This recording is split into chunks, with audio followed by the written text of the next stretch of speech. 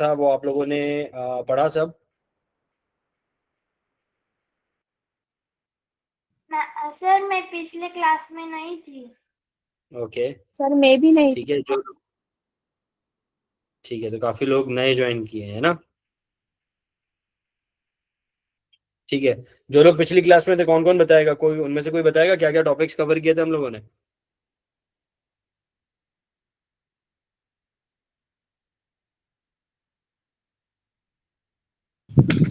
Sir मैं बताऊँ क्या? हाँ बताइए। सर भूकंप मतलब क्या, और उसके बाद ना एक आपने पैराग्राफ दिया था, उसको पढ़ने के लिए कहा था। फिर ज्वालामुखी कैसे तैयार होती है वो हम्म। बताया था। और ना उसके बाद आपने ना वो मतलब कि जो दाब होता है और तान होता है, उससे ना हम्म। आपने वो जो मतलब कि गट पर्वत और खच खचदरी, और वो आपने बताया था गट पर्वत के बारे में, वली पर्वत। ओके। हाँ गुड। उसकी इंफॉर्मेशन दी थी सर आपने। ठीक है। ठीक है, तो जो लोग आज ज्वाइन किए हैं आप लोगों को पता है ये सारी चीजें, या वापस से रिपीट करनी पड़ेंगी एक बार? सर रिपीट करेंगे क्या थोड़ा? ठीक है, मैं थोड़ा सा रिपीट कर देता हूँ। बाकी जो लोगों ने क्लास अटेंड करी थी, उन लोगों को जिनको पता है, अगर उनमें से कोई बताना चाहता है इन लोगों को तो मुझे बताओ। अगर आप एक्सप्लेन करना चाहते हो, नहीं तो मैं एक्सप्लेन कर देता हूँ वापस से। जल्दी जल्दी करेंगे हम लोग, ठीक है।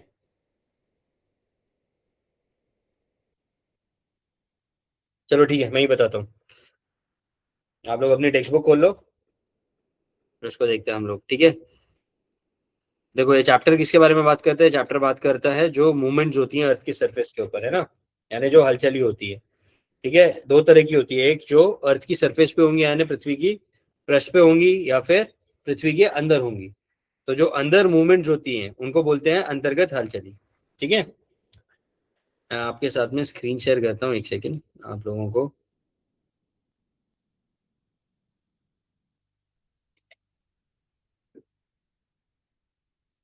ये दिख रहा है सबको?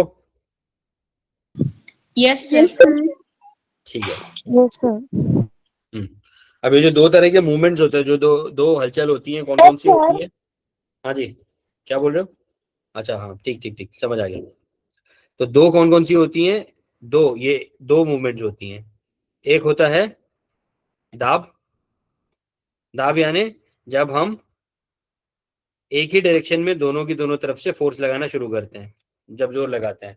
जैसे कि अगर आप एक पेपर लो और उसको दबाना शुरू करो दोनों को एक ही डायरेक्शन में, तो क्या बनेगा वहां पर एक तरीके से इस तरह का उठाव हो जाता है, इस तरीके से उठ जाता है वो।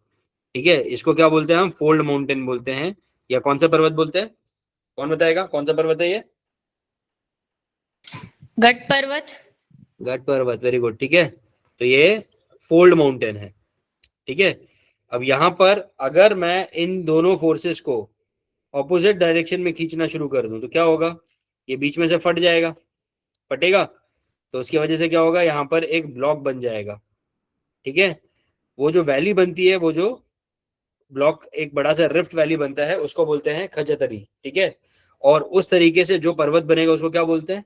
कौन बताएगा कौन सा माउंटेन होता है, कौन सा पर्वत होता है वो? वली पर्वत। ठीक है। वाली पर्वत। वली पर्वत के एग्जाम्पल दो, कौन कौन से वली पर्वत के बारे में पढ़ रखे हैं हम लोगों ने?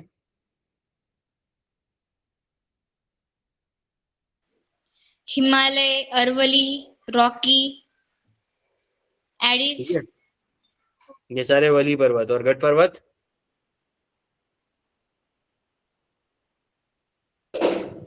मेघालय पठार, हम्म, ब्लैक और फॉरेस्ट पर्वत, ठीक है, ये नाम लिख यूरोप, लेना आप लोग प्लीज, ठीक है। ब्लैक फॉरेस्ट हम्म, पर्वत। ठीक है। हम्म, ठीक है।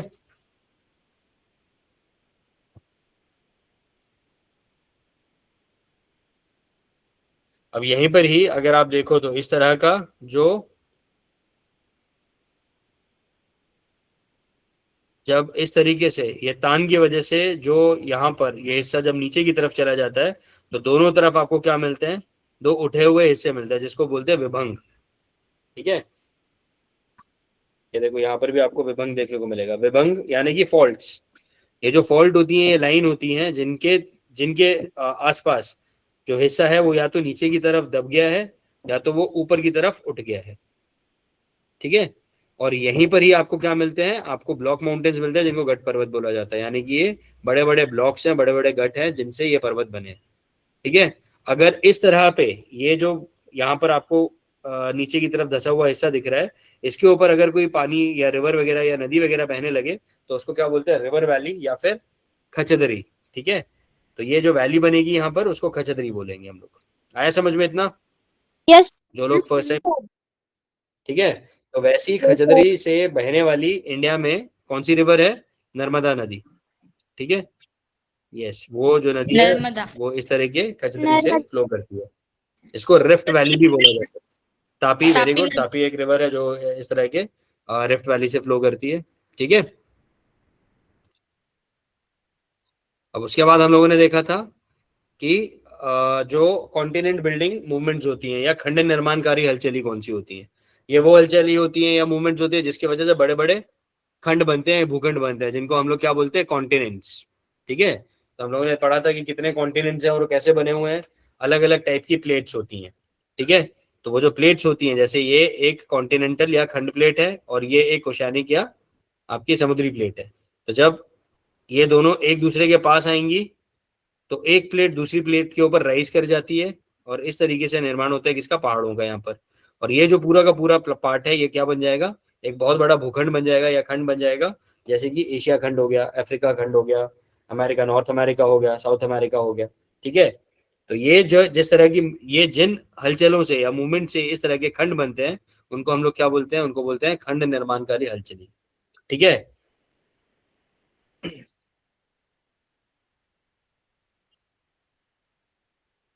उसके बाद हम लोगों ने पढ़ा था भूकंप के बारे में। ठीक है। भूकंप क्या होता है, भूकंप यानी जो शरीर की जो हमारी पृथ्वी है उसके जो भूपृष्ठ है उसके ऊपर जो कंपन हमें महसूस होता है उसको हम भूकंप बोलते हैं। वो कंपन किसकी वजह से होता है, कंपन होता है जो मूवमेंट, जो हलचलों के बारे में अभी हमने पढ़ा। ठीक है।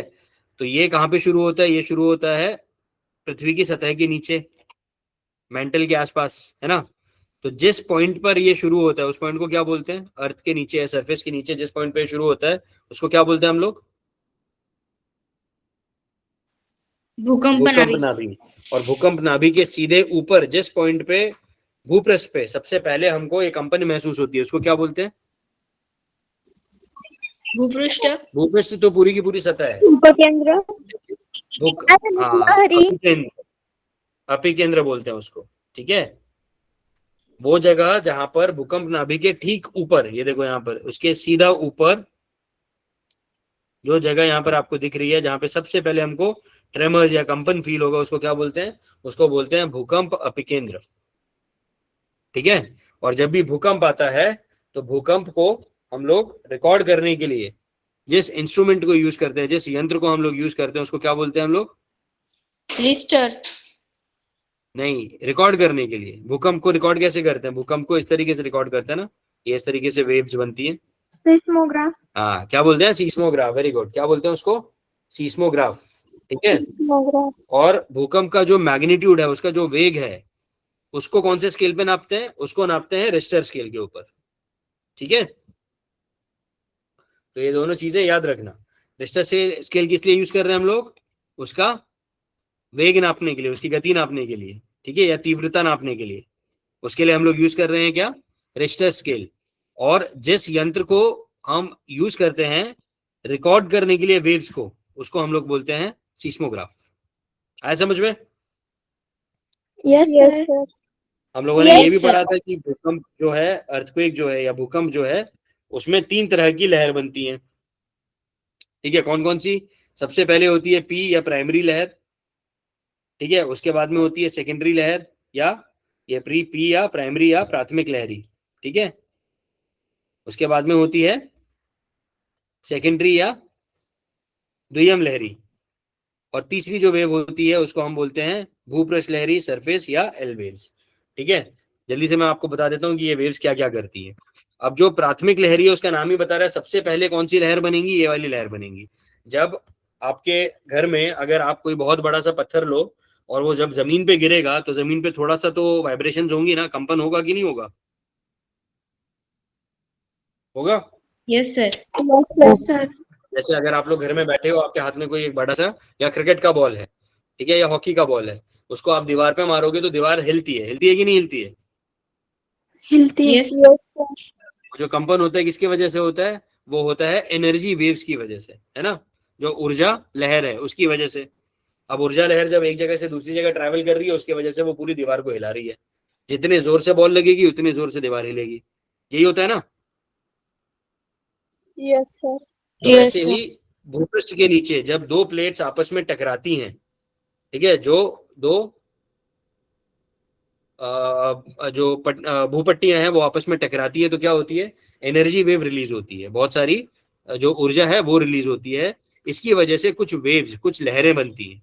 तो जो सबसे पहली लहर बनती है उसको बोलते हैं प्राथमिक लहरी, ठीक है। अब प्राथमिक लहरी क्या करती है? ये सारी दिशाओं में जाती है, सारी दिशाओं में ये ट्रैवल करती है। ऐसा नहीं है कि किसी एक दिशा में ट्रैवल करेगी, ये देखो सारी दिशाओं में आपको ट्रैवल करती हुई दिखेगी, ठीक है। ये रही, ये जो जिगजैग फॉर्म में है, ये वाली, ठीक है। ये सारी दिशाओं में ट्रैवल कर रही हैं। अब जब ये सारी दिशाओं में ट्रैवल कर रही हैं तो क्या करेंगी? ये सारी दिशाओं में ट्रैवल करते हुए ये सॉलिड, लिक्विड और गैस, तीनों में से, ठीक है, तीनों में से ये पास हो सकती हैं, तीनों मटेरियल में से पास हो सकती हैं। और इसी वजह से सबसे पहले ये अर्थ की सरफेस पे पहुंच जाती है, ठीक है। उसके बाद आती है सेकेंडरी या दुय्यम लहरी। अब दुय्यम लहरी जो है वो प्राइमरी वेव्स के थोड़ी देर बाद जनरेट होती हैं। और ये जो है ये सिर्फ सॉलिड से पास होती है, लिक्विड के थ्रू पास नहीं हो सकती, ठीक है। तो इसी वजह से ये क्या करती हैं? ये सिर्फ सॉलिड में, यहां पर अगर आप देखोगे तो सिर्फ इस हिस्से में, ये सिर्फ इस हिस्से में ट्रैवल करेंगी। नीचे की तरफ जहां पे लिक्विड आ जाता है मेंटल का, वहां पे ये ट्रैवल नहीं कर पाती है, ठीक है, क्योंकि ये लिक्विड से या जो द्रव्य है उसमें से ट्रैवल नहीं कर सकती हैं, ठीक है। तीसरी जो वेव्स होती है उनको बोलते हैं भूपृष्ठ लहरी या सरफेस वेव्स। अब ये जो है ये सबसे लास्ट में अर्थ की सरफेस पे या भूपृष्ठ के ऊपर आती हैं। और ये जो वेव्स हैं सबसे ज्यादा नुकसान पहुंचाती हैं, क्योंकि ये बहुत विनाशकारी होती हैं। इन्हीं की वजह से सारा डिस्ट्रक्शन होता है, इन्हीं की वजह से बिल्डिंग्स टूटती हैं, इसी की वजह से जो भूपृष्ठ है उसके अंदर क्रैक्स वगैरह, दरारें आ जाती हैं, ठीक है। तो हमें नुकसान सबसे ज्यादा कौन सी वेव से पहुंचता है? भूपृष्ठ लहरी या सरफेस वेव से पहुंचता है। आया समझ में? Yes sir. Yes sir. Yes sir. जिन्होंने ज्वाइन किया है उनको समझ आ रहा है, क्योंकि मैं बहुत जल्दी जल्दी बता रहा हूँ। लेकिन अगर आपको कोई डाउट होगा तो आप मुझसे नेक्स्ट क्लास में पूछ सकते हो, ठीक है। Okay sir. इसके बाद हम लोगों ने पढ़ा था ज्वालामुखी के बारे में। अब ज्वालामुखी क्या होता है? ज्वालामुखी यानी, कौन बताएगा ज्वालामुखी कौन होता है? वॉल्केनो। हाँ, वल्केनो, वेरी गुड। लेकिन होता क्या है, डिफाइन करो उसको।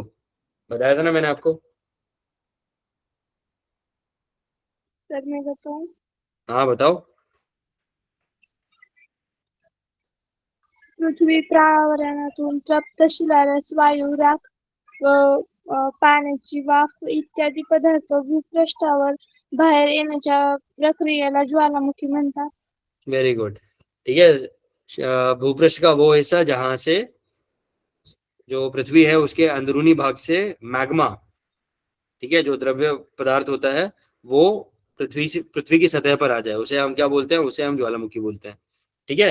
अब ज्वालामुखी क्या चीज निकल रही है उसमें से? मैग्मा निकल रहा है, ठीक है। जो द्रव्य पदार्थ है वो निकलता है उसके अंदर, जिसको बोलते हैं मैग्मा। उसके साथ साथ और क्या निकलता है? उसके साथ साथ राख निकलती है, ऐश प्लूम्स। उसके साथ साथ पानी की वाफ निकलती है, यानी वाटर वेपर। उसके साथ साथ बहुत सारी पॉइजनस या इन्फ्लेमेबल, ज्वलनशील गैसेस निकलती हैं, ठीक है। सल्फर डाइऑक्साइड हो सकती है, फिर हाइड्रोजन सल्फाइड हो सकती है, ठीक है। और इसके साथ साथ हम लोगों को क्या निकलता है? उसके साथ साथ हमको मिलता है मैग्मा, जो शरीर, जो हमारा जो धरती है उसकी सतह पर आते ही उसको हम लोग बोलते हैं लावा, ठीक है। और अगर वो सतह के नीचे है तो उसको बोलते हैं मैग्मा, ठीक है। सतह के नीचे उसको क्या बोल रहे हैं हम लोग? मैग्मा। और अगर वो सतह के ऊपर आगे फ्लो करने लगेगा उसको बोलेंगे लावा। है समझ में? Yes sir. ठीक है। अब ज्वालामुखी दो तरीके के होते हैं, या तो वो होगा, उसका क्रेटर होगा बड़ा सा, ठीक है, अब वो क्रेटर कैसा होता है, वो क्रेटर होता है इस तरीके से। ठीक है, ये रहा क्रेटर। तो इसके अंदर क्या होगा, अब ये जो क्रेटर है इसके नीचे यहाँ पे एक बड़ा सा कॉन्डुइट पाइप होगा, एक बहुत बड़ा पाइप होगा जिसके अंदर पूरा मैग्मा भरा हुआ होगा। ठीक है, और ये जो वेंट है, ये जो ओपनिंग है, इसको बोलते हैं क्रेटर। इस क्रेटर में से जब ज्वालामुखी बाहर निकलता है तो ये बहुत ज्यादा विस्फोट के साथ बाहर निकलता है। ठीक है, तो इसको बोलते हैं केंद्रीय ज्वालामुखी, क्योंकि सारा का सारा मैग्मा जो है एक जगह पे केंद्रित होकर एकदम से बाहर निकल रहा है। ठीक है, इसका एग्जाम्पल है आपका प्रेशर कुकर, जिसमें हम चावल और दाल बनाते हैं। तो जब चावल और दाल पक जाती है तो क्या बचता है, उसके अंदर सीटी बचती है ना। Yes sir. सीटी किसकी वजह से बचती है, क्योंकि अंदर इतना सारा स्टीम जमा हो गया है। वो जो स्टीम है, वो जो सीटी है, जो वेट है, उसको ऊपर की तरफ ढकेल देता है ना। और उसमें से पूरी की पूरी गैस रिलीज हो जाती है।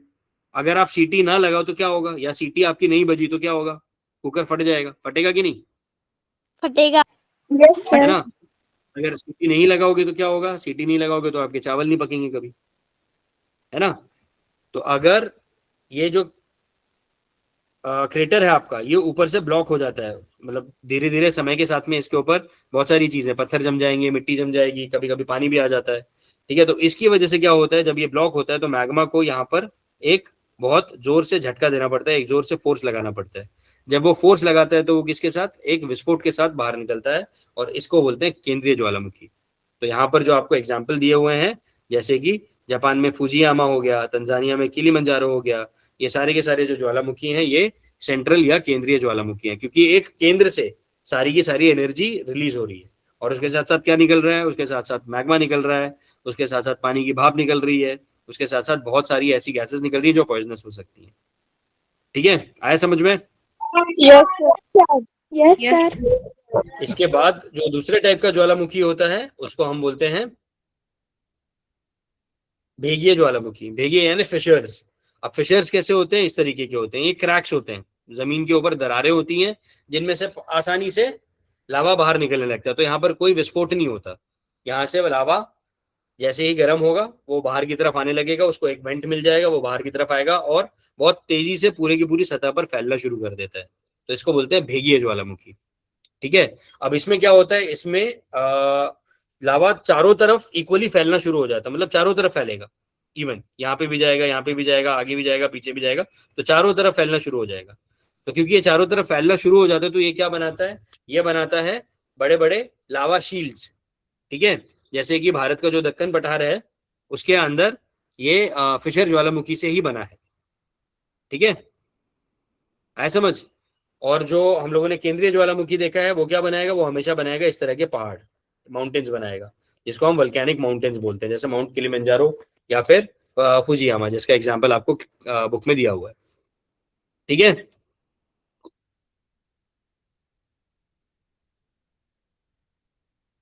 आगे समझ में सबको। Yes sir. Yes sir. Yes ठीक है, सर। अब जो ज्वालामुखी में जो उद्भेदन होता है या जो उद्रेका होता है, उसके कब हुआ है या जो उसकी कालावधि होती है उसके हिसाब से ज्वालामुखी को तीन पार्ट्स में तीन तीन क्लासेस में क्लासिफाई करते हैं। एक होता है जिसको हम बोलते हैं जिसमें अभी भी वर्तमान में भी एक्सप्लोजन हो रहे हैं और वर्तमान में भी वल्केनिक इरप्शन हो रहे हैं। ठीक है, ठीक है, वो तिल तो जो नहीं खाते। वर्तमान में जो, जीरा। क्या बोल रहे हो, कुछ डाउट वगैरह है क्या। No sir. हम्म, ठीक है, तो जो वर्तमान में जो उद्भेदन हो रहे हैं, वर्तमान में अगर कहीं पर वल्केनिक एक्टिविटी हो रही है तो ऐसे जो ज्वालामुखी है उसको बोलते हैं एक्टिव वल्केनो या फिर जागृत ज्वालामुखी। ठीक है, उसको क्या बोला जाता है, जागृत ज्वालामुखी। तो जापान का फुजियामा या मेडिटेरेनियन सी, खास करके इटली में माउंट सैम्बोली, ये जो ज्वालामुखी है ये क्या है, ये जागृत या एक्टिव ज्वालामुखी है। यहाँ पे कभी भी उद्भेदन हो सकता है, कभी भी यहाँ पर वल्केनिक इरप्शन हो सकती हैं। शैम्बोली हो गया, ठीक है, उसके बाद में माउंट एटना हो गया, माउंट सिसिली हो गया। तो ये जो ज्वालामुखी हैं ये आपने न्यूज में पढ़ते रहते होंगे, ऑलमोस्ट हर साल ये न्यूज में रहते हैं क्योंकि यहाँ पे वल्केनिक इरप्शन होती रहती है। ठीक है, वो ज्वालामुखी जहां पर पिछले कुछ टाइम से, पिछले कुछ सालों से कोई उद्भेदन नहीं हुआ है, ठीक है, ऐसा ज्वालामुखी, उसको, वो सोया हुआ ज्वालामुखी होता है, उसको बोलते हैं डोरमेंट, यानी कि उसको बोलते हैं निद्रिस्त ज्वालामुखी, ठीक है। वहां पे पिछले कुछ सालों से, पिछले 10-15, 8-10 सालों में वहां पर कोई एक्सप्लोजन नहीं हुआ है, कोई वल्केनिक इरप्शन नहीं हुआ है, ठीक है। इसमें एग्जाम्पल होता है वेसुवियस का, ठीक है, या फिर इंडिया का जो बैरन बेट है, बैरन आइलैंड है, वहां पर ज्वालामुखी है, इंडिया का एक ही ज्वालामुखी है, बैरन आइलैंड या बैरन बेट, वहां पर जो ज्वालामुखी है उसको यहाँ पर बोला है निद्रिस्त, लेकिन पिछले के पिछले साल, 2 साल पहले वहां पर एक्सप्लोजन शुरू हो गया था, ठीक है। तो मतलब अब उसको क्या बोलेंगे, अब उसको एक्टिव बोलेंगे, क्योंकि 2 साल में वहां पे एक्सप्लोजन हो चुका है, ठीक है। ऐसे ज्वालामुखी जहां पर पिछले 30-40-50 सालों से कोई उद्भेदन नहीं हुआ है, ठीक है, कोई वहां पे वल्केनिक इरप्शंस नहीं हुई हैं, उसको हम क्या बोलते हैं, उसको बोलते हैं मृत ज्वालामुखी या एक्सटिंक्ट वल्केनो, ठीक है। इसका एग्जाम्पल है किलिमंजारो। तो इसके ऊपर पिछले 40-50-100 सालों में कोई भी एक्सप्लोजन नहीं हुए, कोई भी उद्भेदन या वल्केनिक इरप्शंस नहीं हुए, ठीक है। आगे समझिए। Yes sir. Yes sir. Yes sir. ठीक है, उसके बाद हम लोगों ने देखे थे ये प्लेट्स वगैरह के बारे में, ये जो इंपॉर्टेंट प्लेट्स हैं जिनको हम भूपट बोलते हैं। कितने प्लेट्स हैं, कितने भूपट हैं, इनके बारे में पढ़ा था हमने।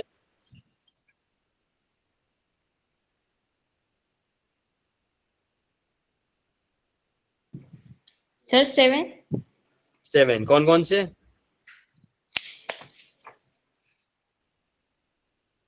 देखो इसमें आप में सारे के सारे दिखेंगे आपको, हाँ बताओ कौन कौन से हैं, कौन कौन से दिख रहे हैं यहाँ पे।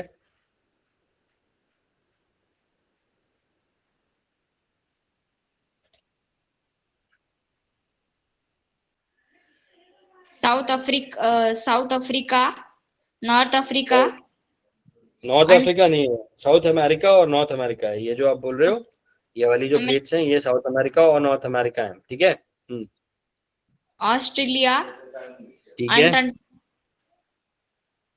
हम्म चलो मैं मार्क करता हुआ चलता हूँ, Antarctica, Australia, south America, Europe. North America, उसके बाद यूरोप। अफ्रीका। यूरोप, ठीक है, ये आपका यूरोपियन प्लेट है यहाँ पर, या इसको हम लोग यूरेशियन प्लेट बोलते हैं, क्योंकि यूरोप और एशिया को मिलाकर बनी हुई है, ठीक है। अफ्रीका, वेरी गुड, उसके बाद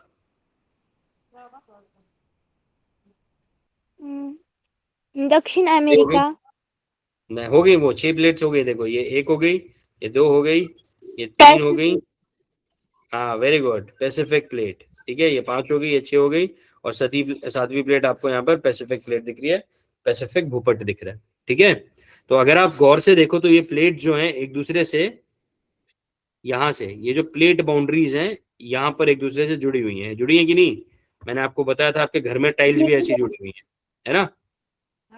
तो ये प्लेट्स देखो यस यहाँ से सर। जुड़ी हुई है, तो या तो ये प्लेट एक दूसरे के आमने सामने होंगी, एक दूसरे की तरफ जा रही होंगी, यानी कि या तो वो प्लेट्स इस तरीके से मूव कर रही है, ये वाली प्लेट इधर और ये वाली प्लेट इधर, है ना। या फिर क्या हो सकता है, ये एक दूसरे से दूर जा सकती हैं, हो सकता है। इन्हीं दो के बारे में पढ़ा है ना हम लोगों ने, जब ये एक दूसरे से दूर जा रही है तो क्या बन रहा है, वहां पे ताण बन रहा है, और जब एक दूसरे के पास आ रही है तो वहां पर क्या हो रहा है, वहां पे दाब बन रहा है, ठीक है, ऐसे ही हो रहा है ना। Yes yes sir. सर। तो जब यस यहाँ पर सर। तान बनेगा, अच्छा। इस वाली जगह पे जब तान बन रहा है, प्लेट्स एक दूसरे से अलग जा रही हैं, तो यहाँ पे जब तान बनेगा तो यहाँ पर क्या बनेगी, यहाँ पर बनेगी, कौन सी वैली बनेगी,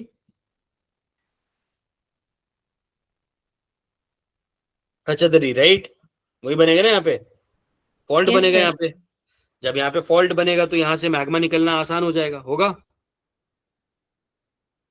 यस सर। Yes sir. तो जब मैग्मा निकलेगा तो वो दोनों तरफ वापस से सेट होना शुरू हो जाएगा, हो जाएगा। Yes sir. तो जब वो सेट होना शुरू होता है तो वो क्या बनाता है, वो बनाता है रिज, ठीक है, रिज बनाता है, या छोटे छोटे पहाड़ वगैरह बनाना शुरू कर देता है, या वहां पे बनते हैं आपके ब्लॉक माउंटेन्स या गढ़ पर्वत, ठीक है। जब यहाँ पर दोनों के दोनों एक दूसरे के आमने सामने आएंगे तो दाब पड़ेगा, दाब की वजह से यहाँ पर क्या बनेंगे, यहाँ पे बनेंगे वली पर्वत, ठीक है। Yes sir. तो ये जो प्लेट्स हैं, ये जो भूपट हैं, ये बहुत जरूरी हैं, और ये जो भूपट हैं ये मेंटल के ऊपर तैर रहे हैं, क्योंकि मेंटल में क्या है, मोल्टन मैग्मा है, पिघला हुआ मैग्मा है, तो उसके ऊपर तैर रहे हैं, तो कभी ये आपस में टकराते हैं, कभी एक दूसरे से दूर जाते हैं। और जब भी ये टकराएंगे या एक दूसरे से दूर जाएंगे तो क्या होगा, वहां पर होगी हलचल, और उस हलचल की वजह से होता है भूकंप। ठीक है, Yes, sir. आया समझ में? Yes, sir. Yes sir. Yes, sir. हम्म, ठीक है। अब जो ज्वालामुखी है, जैसे यहाँ पर दिया हुआ है, ये देखो, ये बैरनबेट का जो ज्वालामुखी है उसके बारे में दिया हुआ है, ये 2017 क्या फोटो है। तो 2017 से ये एक्टिव है। 2017 में भी यहाँ पर उद्भेदन हुआ था, उसके बाद भी अभी 2-3 साल पहले भी हुआ है। तो उसका फोटो यहाँ पर दिया हुआ है। तो अब जो ज्वालामुखी होता है उसकी वजह से क्या होता है, सबसे पहले तो उसकी वजह से, ज्वालामुखी फटने से जो सबसे बड़ा नुकसान होता है वो किसको होता है, वो होता है हमारी प्रॉपर्टी को या फिर हमारी लाइफ को, है ना। यानी कि उसकी वजह से क्या होने वाला है, उसकी वजह से जीवन या फिर हमारी, हमको वित्त हानि होने वाली है। ठीक है। इसके बाद जब भी वल्केनो समुद्र के नीचे होता है, वल्कैनिक एरप्शन, अगर समुद्र की सतह के नीचे वल्कैनिक एरप्शन होगा तो क्या होगा, वहां पे ऊंची ऊंची लहरें उठनी शुरू हो जाती हैं, लाटा बनने शुरू हो जाते हैं, जिनको बोलते हैं सुनामी। ठीक है। ये जो सुनामी है इसकी वजह से जो कोस्टल एरिया है, जो सागर के तट हैं, वो पूरे के पूरे डूब सकते हैं। ठीक है। ज्वालामुखी से सिर्फ मैग्मा नहीं निकलता, हमने ऊपर पढ़ा कि ज्वालामुखी से धूल, ठीक है, राख, स्मोक, धूल, या बहुत अलग अलग टाइप की गैसेस वगैरह सब कुछ निकलती हैं। तो ये क्या करती हैं, अगर ये ज्यादा टाइम तक हमारे एटमॉस्फेयर में या वातावरण में रहेंगी तो क्या होगा, इसकी वजह से हमारा पर्यावरण जो है वो पल्यूट होगा, प्रदूषित होगा, और इसकी वजह से हमारा जो पर्यावरण है उसका संतुलन खराब हो जाएगा। ठीक है। ये जो राख होती है, ये बहुत ऊंचाई तक, देखो ये सैटेलाइट इमेज है, ये वाला जो फोटो आपको दिख रहा है, ये वाला जो फोटो है ये सैटेलाइट से खींचा है इन लोगों ने। तो आप देखो कितने ऊंचे तक इनको, आपको ये पूरे के पूरे जो भाप है या स्मोक है वो दिख रहा है। इसकी वजह से क्या होता है, हमारे जो प्लेन्स वगैरह उड़ रहे हैं उनको भी दिक्कत होती है। तो पूरा का पूरा एयर ट्रैफिक जो है वो दिक्कत में आ जाता है, डिस्टर्ब हो जाता है, और उसकी वजह से बहुत सारी फ्लाइट्स वगैरह कैंसिल करनी पड़ती हैं। अब जब फ्लाइट्स कैंसिल करोगे तो क्या होगा, नुकसान तो होगा ही ना। तो उसकी वजह से हम लोगों को बहुत ज्यादा वित्तीय या इकोनॉमिक नुकसान होता है। ठीक है। जो ज्वालामुखी की जो राख होती है उसकी वजह से जो हमारा लैंड है, जो हमारा जमीन है, वो थोड़ा सा फर्टाइल हो सकता है। फर्टाइल यानी उसकी वजह से हम लोगों का जो जमीन है वो सुपीक होता है। क्यों? क्योंकि ये जो प्लूम है इसके अंदर काफी सारे न्यूट्रिएंट्स होते हैं, काफी सारे एलिमेंट्स होते हैं जो हमारी सॉइल को या हमारी जमीन को चाहिए होते हैं। तो इसकी वजह से ये एक अच्छा इसका फायदा है। ठीक है। इसके बाद में ज्वालामुखी क्या करता है, और ज्वालामुखी की वजह से जो खनिज हैं, बहुत सारे जो खनिज हैं जो जमीन के नीचे थे वो जमीन के ऊपर आ जाते हैं, जिनको हम लोग इस्तेमाल कर सकते हैं, उनको एक्सट्रैक्ट कर सकते हैं। ठीक है। इसके साथ ज्वालामुखी क्या करता है, नई दो दो तरह के, हम लोगों ने देखा, दो तरीके के लैंडफॉर्म्स बना रहा है। या तो वो क्या बनाएगा, वल्केनिक माउंटेन्स बनाएगा, अगर वो सेंट्रल है या केंद्रीय ज्वालामुखी है। और अगर वो फिशर ज्वालामुखी है तो क्या बनाएगा, बड़े बड़े फ्लैटलैंड्स बनाएगा, बड़े बड़े प्लेन्स बनाएगा, जैसे कि हमारा लावा शील्ड, या फिर हम लोगों का जो डेक्कन का प्लाटू है उसको लावा शील्ड बोला जाता है। क्यों? क्योंकि वो फिशर टाइप ऑफ वल्केनो से बना है। ठीक है। और जो हमारा डेड वल्केनो है, जो मृत ज्वालामुखी होता है, अगर उसमें ऊपर की तरफ, अगर ये मेरा ज्वालामुखी है और इसके ऊपर क्रेटर है और ये डेड है, ठीक है, डेड यानी बहुत टाइम से या एक्सटिंक्ट है, ये बहुत टाइम से इसके अंदर कोई एक्सप्लोजन नहीं हुआ है, तो अगर यहाँ पे बारिश वगैरह पड़ेगी तो क्या होगा, यहाँ पे पानी जमा हो जाता है, जिसको हम क्या बोलते हैं, जिसको हम बोलते हैं क्रेटर लेक। ठीक है। इसको क्या बोलते हैं हम लोग, क्रेटर लेक। तो ये जो क्रेटर लेक है, हाँ, ये जो क्रेटर लेक है, इनको ये जरूरी होता है क्योंकि ये पानी के बहुत इंपॉर्टेंट सोर्सेज बन जाते हैं। ठीक है। यस। आगे समझ में ये चैप्टर, किसी को कोई डाउट? Yes sir. क्या डाउट है किसी को? No sir. ठीक है, चलो No, जाओ। sir. ठीक है, जल्दी से ये चैप्टर को आप लोग, जो मैंने अभी आपको पढ़ाया, जल्दी से एक बार रीड कर लो, फिर उसके बाद मैं आपसे क्विज पूछूंगा। ठीक है, फिर मैं क्वेश्चंस पूछूंगा आप लोगों से, जल्दी से रीड कर लो। जो लोग नए ज्वाइन किए उनको समझ आ गया या उनको कोई डाउट है? समझ आ गया सर। ठीक है, कुछ डाउट होगा तो मुझसे पूछ लेना। ठीक है, चलो जल्दी से इसको एक बार पढ़ लो और उसके बाद मैं आपसे क्वेश्चंस पूछना शुरू करता हूँ।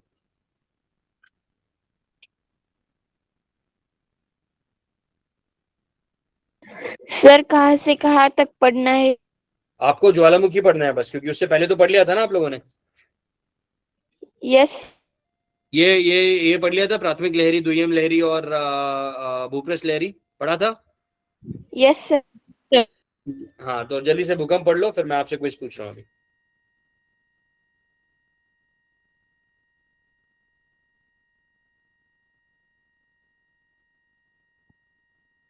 बेटा चल रहे हैं अभी, क्लास खत्म करूँ।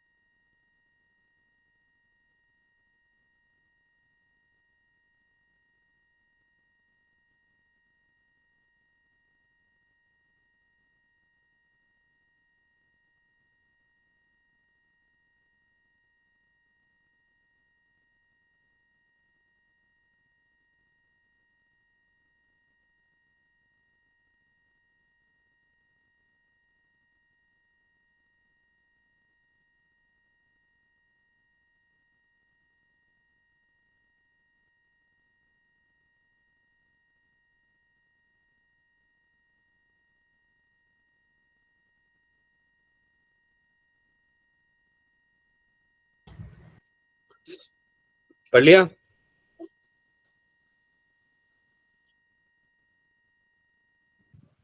Yes sir. सबका हो गया?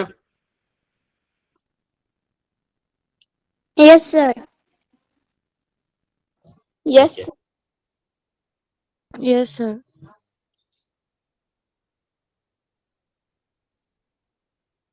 ठीक है, एक सेकेंड ना।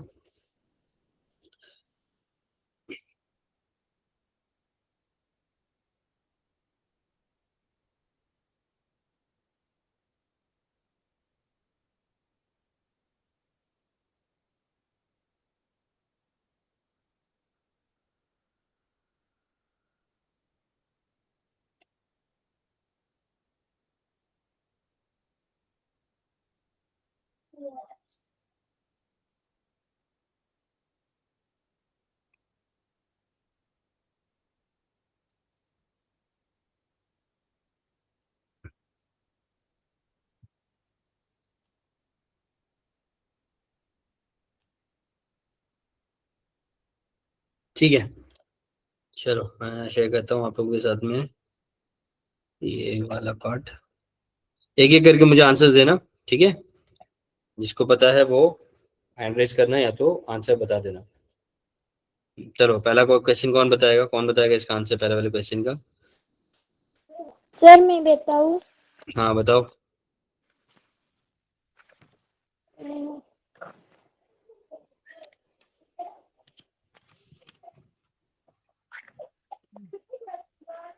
बताओ, पहले क्वेश्चन पढ़ो उसके बाद में सही आंसर बताओ। कौन बता ओके रहा है? सर। बताओ।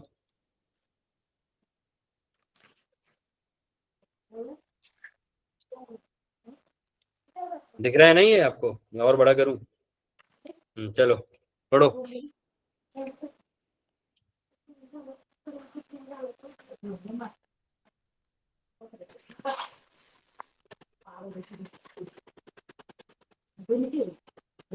अंतरंगातील मंद भू हालचालीची कोणत्या घटनांवर आधारित आहे? गतीवर. किस पे आधारित होती है? गति पर? गतीवर.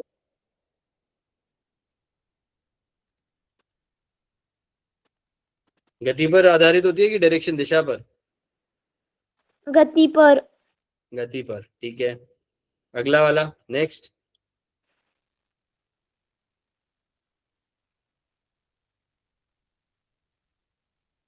हाँ प्रीति, बताइए। मंद हालचाली एकमेकींच्या विरुद्ध दिशेने कार्य करतात तेव्हा काय निर्माण होते? उत्तर ताण. ठीक है, क्या निर्माण होता है? तान निर्माण होता है, ठीक है। अगर वो एक दूसरे से विरुद्ध काम कर रहे हैं यानी अलग अलग दिशा में जा रहे हैं। अगर एक ही दिशा में आ रहे हैं तो क्या होगा? दाम। दाब. हाँ, दाब दाब. होगा, ठीक है। वेरी गुड, दाब होगा। हाँ सही। अब नेक्स्ट वाला क्वेश्चन आप करो, बताओ। सर थर्ड वाला ना? हाँ थर्ड वाला। खचदरी निर्माण होण्यासाठी भूकवचावर हालचालीची कोणती प्रक्रिया घडावी लागते? उत्तर ताण। वेरी गुड, उत्तर है इसका तान, ठीक है। क्योंकि अगर दाब होगा तो वहां पे कचदरी नहीं बनेगी, ठीक है। चलो नेक्स्ट, कौन बताएगा?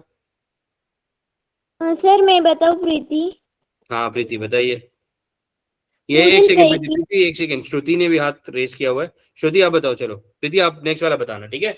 आपने ऑलरेडी एक बता दिया। यस सर, खालीलपैकी बली पर्वत कोणता? हिमालय. ठीक है। पर्वत कौन सा है? हिमालय। सतपुड़ा और पश्चिम घाट क्या है?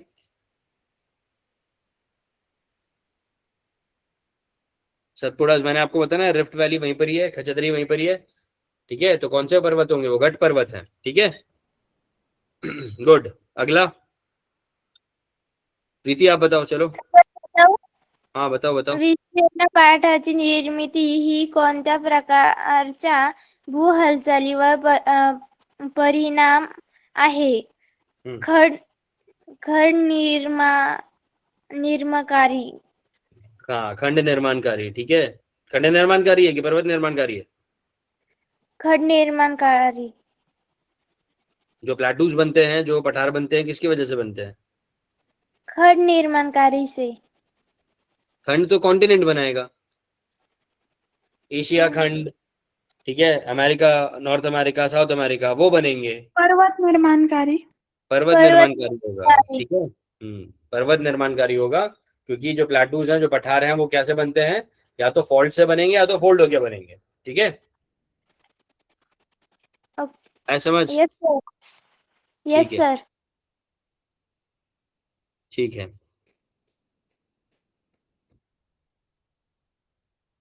इसके बाद में आते हैं हम लोग क्वेश्चन नंबर, एक सेकेंड, ये मैप का क्या काम है यहाँ पे? एक सेकेंड में मैप का देख लूँ जरा।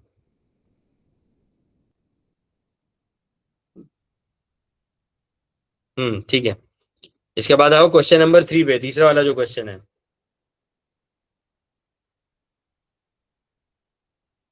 क्वेश्चन नंबर 3 ये रहा। अंतर्गत हालचाली ओळखा व नावे सांगा। कौन बताएगा इसको, पहला वाला? सर मैं बताऊं प्रीति? हाँ सही। प्रीति बताइए।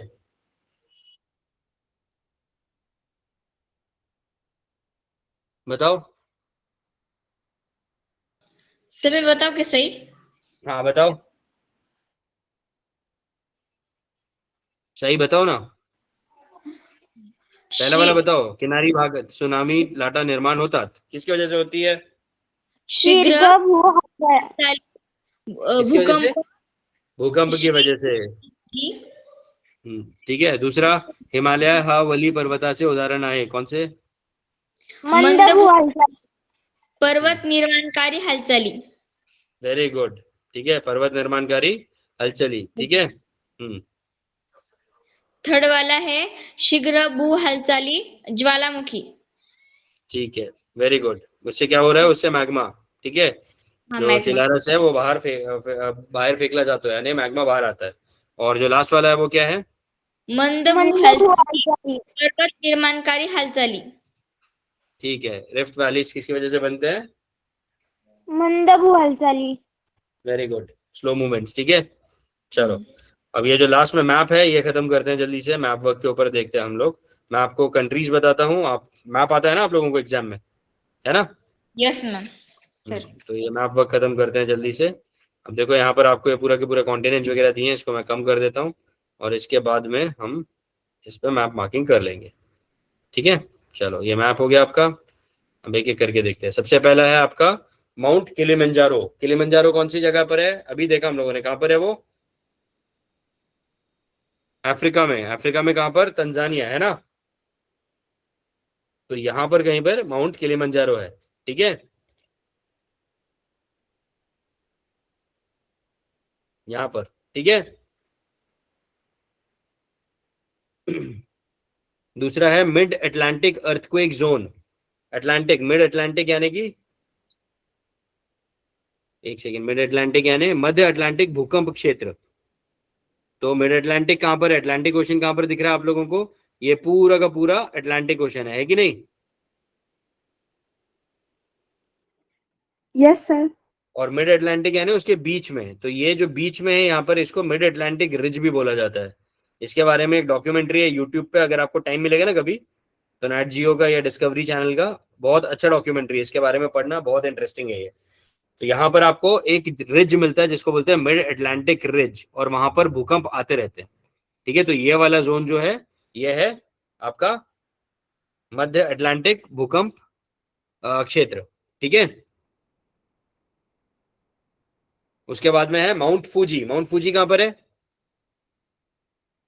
अभी किया हम लोगों ने। माउंट फूजी कहां पर है? कौन से देश में है माउंट फूजी? दक्षिण अमेरिका। Mount Fuji Africa. नहीं, आशिया। हाँ एशिया में। कौन से देश में? अरे ऊपर अभी तो बड़ा, फुजियामा नाम है उसका।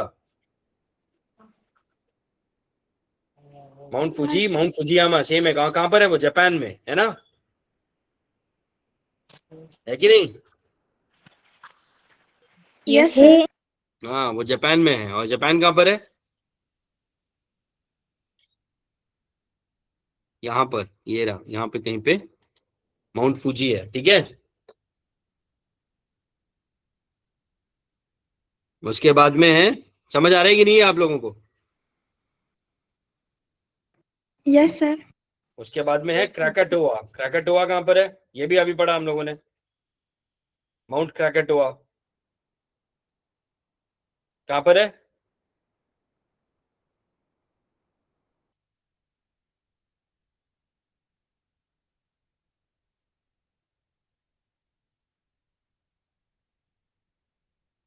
क्राकाटोआ या क्या क्राकाटोआ सर? कहाँ पर है? इंडोनेशिया में। इंडोनेशिया कहाँ पर है? और ये रहा इंडोनेशिया, यहाँ पर, ये यहाँ पर क्राकाटोआ टाउ या क्राकाटोआ है, ठीक है। आया समझ? उसके बाद में है माउंट वेसुवियस। वेसुवियस कहाँ पर है? और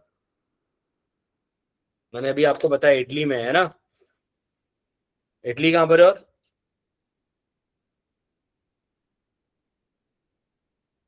इटली कौन से खंड में है?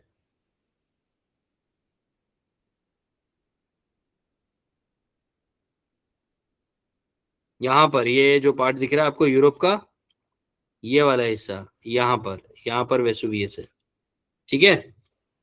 स्ट्रैम्बोली, वेसुवियस दोनों के दोनों इटली में है। आया समझ में ये?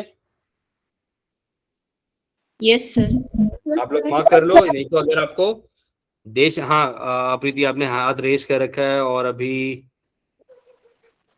साई ने भी हाथ रेस कर रखा है, ठीक है। ठीक है। अगर आपको कुछ डाउट्स है तो आप पूछ लो मुझसे, नहीं तो आप लोग इनके आगे जो देश मैंने आपको बताया, एटलीस्ट कंट्रीज का नाम लिख लो आप लोग, ठीक है। माउंट किलिमंजारो कहाँ पे है? तंजानिया में। तो आपको मार्क करना आसान होगा। तंजानिया के ब्रैकेट में कौन सा खंड है? अफ्रीका खंड है, ठीक है।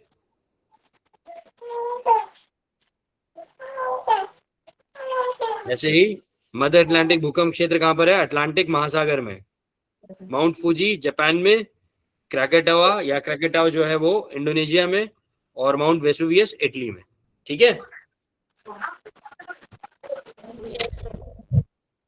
Yes sir. ओके, ठीक है। चलो, जो नेक्स्ट क्लास होगी उसमें हम लोग, मैं आपसे क्विज पूछूंगा इस चैप्टर पे बेस्ड, और उसके बाद हम नेक्स्ट चैप्टर शुरू करेंगे, ठीक है। यस। ओके। Okay sir. चलो नेक्स्ट क्लास में मिलते हैं हम लोग, ओके बाय। सर। बाय।